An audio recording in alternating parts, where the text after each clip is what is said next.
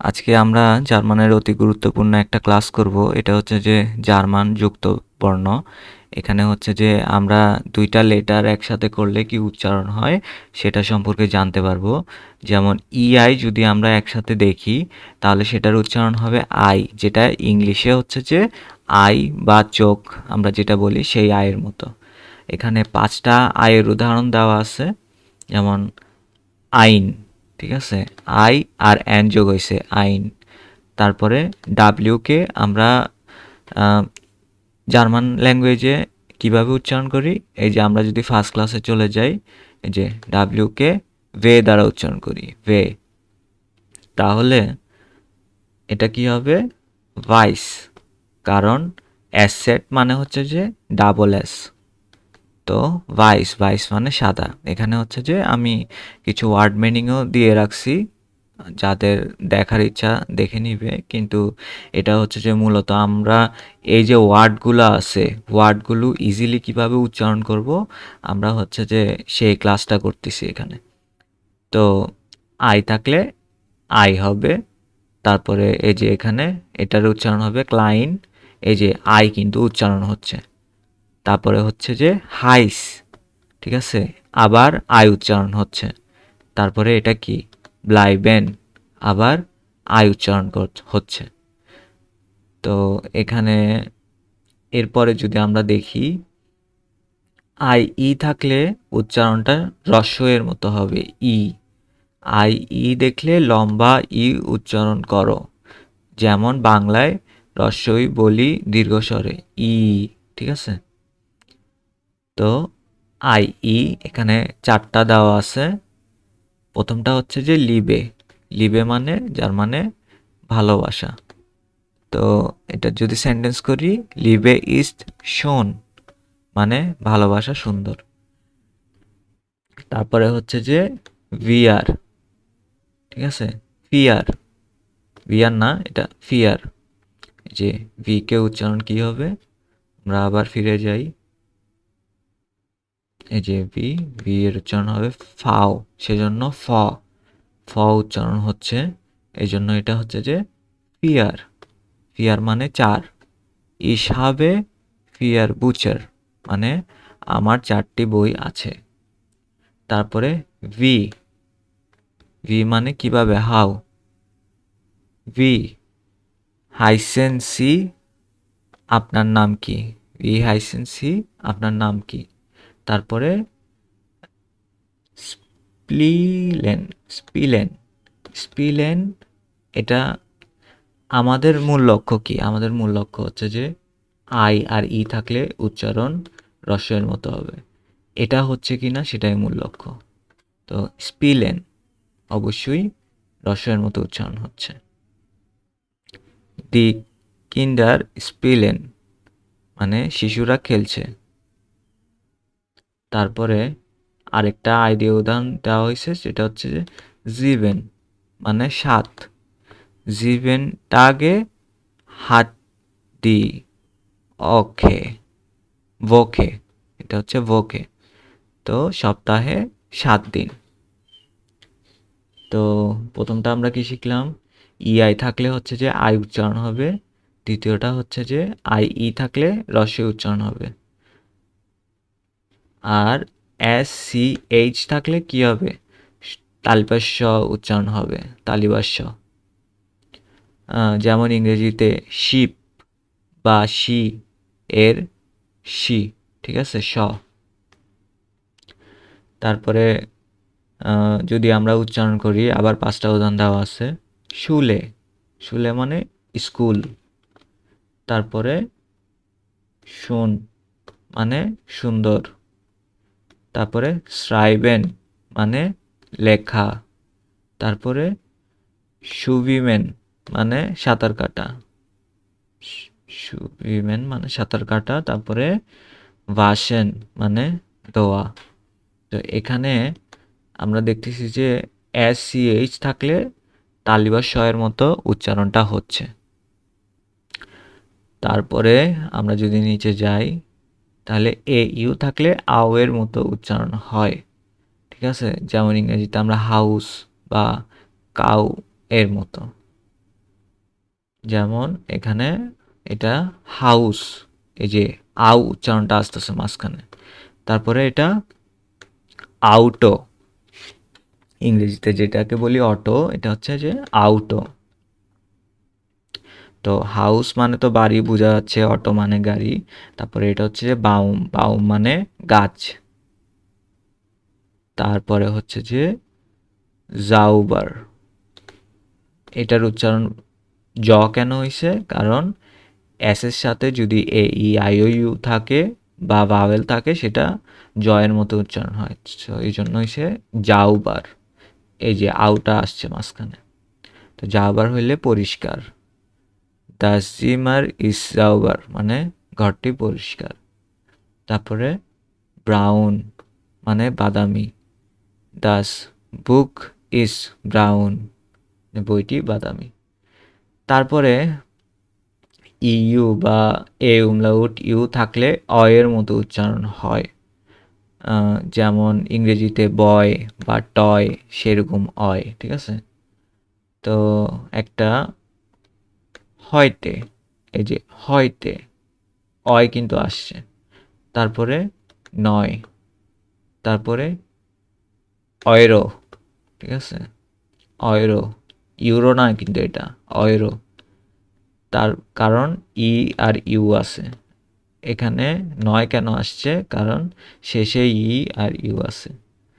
তাইলে হয়তে নয় অয়রো, তারপরে নয়ন, ঠিক আছে? এই যে এই যে ই ইউ আছে সেজন্য অয় উচ্চারণ হচ্ছে নয়ন। তারপরে বৌমে, বাউমে, ঠিক আছে?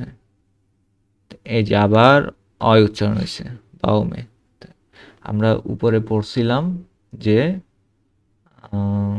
বাউম, বাউম মানে গাছ, ঠিক আছে? এখন এখানে আমরা দেখতেছি বউমে, এটা হচ্ছে যে যখন প্লুরাল হয় তখন হচ্ছে যে গাছগুলো হয়ে যায়, তো বানানের পরিবর্তন হয়। এটা হচ্ছে যে আমরা সামনে দেখব যে কিভাবে এরকম সেন্টেন্স মানে ওয়ার্ডের চেঞ্জ আসে। তারপরে আমরা দেখব TAION, এটাকে উচ্চারণ হবে সিয়ন, ঠিক আছে? অলওয়েজ সিয়ন, নেভার শুন, ঠিক আছে? তাহলে জার্মানে শিয়ন সবসময় শিয়ন উচ্চারিত হয়, ইংরেজির মতো শন নয়, ঠিক আছে? যেমন আমরা এটাকে কি পড়তাম? নেশন, ঠিক আছে? কিন্তু এটা কি হবে? নাৎসিয়ন, নাৎসিয়ন। তারপরে এটা হচ্ছে যে ইনফরমেশন পড়তাম, এটা কি হবে? শনকে আমরা পড়বো শিয়ন, তারপরে ইনফরমাৎসিয়ন। তারপরে সিচুয়েশনকে কি পড়বো? এই যে এস এর পরে আই আছে, এই জন্য জয়ের মতো উচ্চারণ হবে জিটুয়াৎসিয়ন, ঠিক আছে? জিটুয়াৎসিয়ন। তারপরে পজিশনকে পজিশিয়ন, পজিশিয়ন। তারপরে প্রোডাকশন, এটা আমরা পড়তাম, সেটা হচ্ছে যে প্রোডাকশন, এটা এখানে প্রোডাকশন লেখা নাই, এখানে বানানে সি নাই, কে আছে, কিন্তু আমরা বুঝতেই পারতেছি যে এটা প্রোডাকশন, যে মানে হচ্ছে যে উৎপাদন। এখানে হবে কি? প্রোডাকশিয়ন, প্রোডাকশিয়ন।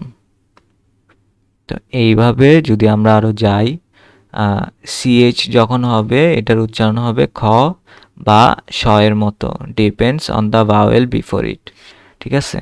যদি এ ও ইউ এর পরে সিএইচ থাকে তাহলে হচ্ছে যে খ উচ্চারণ হবে। যদি ইআই বা অন্য ক্ষেত্রে স উচ্চারণ হবে। তাহলে যদি সিএইচ থাকে এই ই, এ ও ইউ এর পর, তাহলে আমরা খ উচ্চারণ করব, এটা মনে রাখলেই হবে, কারণ বাকি ক্ষেত্রে তো স উচ্চারণই হচ্ছে। দেখা যাক, এটা হচ্ছে যে বুক, বুকে কি হয়েছে, এই যে সিএইচ আছে, ঠিক আছে। এখন এখানে কি বলছে, A E I O sorry A O U এর পরে এই যে ইউ আছে, ইউ এর পরে সিএইচ, সিএইচ থাকলে কি উচ্চারণ হবে, খ, বুক, ঠিক আছে। তারপরে আবার দেখি মাখেন, এই যে সিএইচ, সিএইচ এর আগে কি আছে, এ আছে, তাহলে খ উচ্চারণ হবে, এই জন্য এটা হচ্ছে মাখেন। তারপরে কোখেন, আবার সিএইচ এর আগে ও আছে, এই জন্য খ উচ্চারণ হবে, কোখেন। এখানে দেখি, এখানে হচ্ছে সিএইচ এর আগে আই আছে, মানে কি, এও নাই ও নাই ইও নাই, সেজন্য এটা হবে ইস, ইস মানে আমি। তারপরে এটা হবে নিষ্ঠ, মানে হচ্ছে যে না। তো এখানে কি হবে, সিএইচ এর আগে কি আছে, আই আছে, এই জন্য তালিবস্য এর মতো উচ্চারণটা হচ্ছে। তারপরে মিল্ক মানে দুধ, এখানে দেখি কি, সিএইচ এর আগে এল আছে, আমরা কি শিখছি, এ ও ইউ এই তিনটা থাকলে শুধু খ উচ্চারণ হবে, এছাড়া যাই হোক তালিবস্য উচ্চারণ হবে, তাহলে মিল্স। তারপরে লিস্ট মানে আলো। তারপরে যদি আমরা যাই বিশেষ নিয়ম, নীরব এইচ, যখন কোনো স্বরবর্ণের ভাওয়ালের পরে এইচ আসে, সেই এইচ উচ্চারিত হয় না, শুধু আগের স্বরবর্ণটিকে লম্বা করে। উদাহরণ, পারেন, এই যে এইচ উচ্চারণ হয় নাই, কেন হইল এটা, এই যে স্বরবর্ণের, যে যখন কোনো স্বরবর্ণের ভাওয়েল পরে এইচ আসে, ঠিক আছে, সেই এইচ উচ্চারণ হয় না। আচ্ছা, তো এই যে এ এ একটা ভাওয়েল, ঠিক আছে। তো ফা, এই যে এইচটা ফা, এইচ উচ্চারণ হয় নাই, ফারেন, ফা, তারপরে রেন, তারপরে এটা জেহেন হওয়ার কথা, কিন্তু এটা হবে জেন, কারণ এই যে এইচ, এইচের আগে কি আছে, ভাওয়েল আছে, এই জন্য এইচটা উচ্চারণ হবে না, জেন, ঠিক আছে, জেহেন হবে না, হবে জেন। তারপরে উর মানে ঘড়ি, জেন, জেন মানে দেখা, আর ফারেন মানে গাড়ি চালানো। উর, এই যে এইচের আগে কি আছে, ভাওয়েল আছে, ইউ আছে, এই জন্য এইচটা উচ্চারণ হবে না। তারপরে আরেকটা বিশেষ নিয়ম, সেটা হচ্ছে শব্দের শুরুতে এস, ওয়ার্ড বা ইনিশিয়াল এস, শব্দের শুরুতে বড় হাতের এস এবং তারপরে স্বরবর্ণ আসলে জয়ের উচ্চারণ ইংরেজিতে জয়ের মতো, যেমন জোনে মানে সূর্য, জেন মানে হচ্ছে দেখা, জাগেন মানে হচ্ছে বলা। এটা তো আমরা হচ্ছে যে এই যে প্রথম ক্লাসেই পড়ছিলাম, এস, এই যে এস, এখানে হচ্ছে যে উচ্চারণের নিয়মটাই এমন, এস এর পরে যদি ভাওয়েল থাকে তাহলে হচ্ছে যে এই আই ও ইউ থাকে, তাহলে বর্গার জয়ের মতো উচ্চারণ হয়। তারপরে যদি আমরা যাই, তারপরে হচ্ছে যে লাস্ট পেজ, এখানে হচ্ছে যে দ্রুত রেফার চার্ট, মানে কি দেখলাম এটা একটু দ্রুত একটা এক নজরে চোখ বুলাই। ই আই থাকলে আই, আই ই থাকলে ই, এস সি এইচ থাকলে স, এ ইউ থাকলে আউ, ইউ বা এ উমলাউট ইউ থাকলে অয়, তারপরে টি আই ও এন থাকলে শিয়ন, তারপরে সিএইচ এ ও ইউ পরে থাকলে হবে খ, অন্য ক্ষেত্রে সিএইচ এর উচ্চারণ হবে স, মানে এ ও ইউ এর পরে যদি সিএইচ থাকে তাহলে হবে খ, অন্য ক্ষেত্রে স। তারপরে ভাওয়েলের পরে এইচ যদি ভাওয়েলের পরে থাকে তাহলে এটা নীরব থাকবে, আর এস তো যদি এস এর পরে যদি ভাওয়েল হয় তাহলে হচ্ছে যে বৈরিকার জয়ের মতো উচ্চারণ হবে। তো তো এটাই ছিল হচ্ছে যে আজকের ক্লাস।